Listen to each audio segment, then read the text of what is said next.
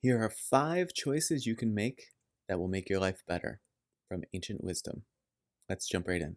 Rumi said, "The wound is the place where the light enters you. Hard times and bad things come to everyone.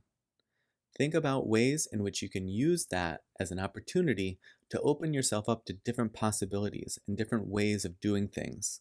And consider if this is an opportunity for you to let go of outdated or old ways that no longer serve you." The Buddha said, "An idea that is developed and put into action is more important than an idea that exists only as an idea." You can choose to ruminate forever on an idea and perfect it and tweak it and think about how to make it the best possible idea in your mind. But as Mike Tyson said, everyone has a plan until they get punched in the face. And what does this mean? It means no plans ever survive first contact with the real world. And so it's fine to have an idea, and it's fine to try to think of the best way to approach it and the best way to roll it out. But just realize the most important thing that you can do when you have an idea is to start to put it into action, because that is how you will learn the most about how to rearrange and iterate on the idea itself. In the Bhagavad Gita, it says, "Man is made by his belief. As he believes, so he is." This is a simple one, but there's a lot of truth behind it. The same thing could happen to you and 100 other people, and you will probably have 101 different ways that you frame that in your mind. The most important thing about how you react to things that happen to you is to realize how you are thinking about it, because your thoughts will influence your perception and will make you think about things in different ways at different times.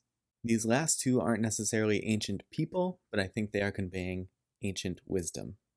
Tich Nhat Hanh said, "To be beautiful means to be yourself. You don't need to be accepted by others. You need to accept yourself." Stop looking outside of yourself for acceptance and belonging. The most important work that you will do in your life is inside. It is working on yourself to give yourself the life that you most want and to understand yourself from top to bottom, from birth to death. Again, it is the most important work you will do. Focus on what's in here. And lastly, Ram Dass said, "The resistance to the unpleasant situation is the root of the suffering." Similar to what we heard from the Bhagavad Gita, it is your insistence that things shouldn't be a certain way that causes you to suffer because of them. If you can learn to accept things as they are, then suffering won't have any place to take root, because you've already accepted what is. You can still act on it and react to it, and you can even work to change it.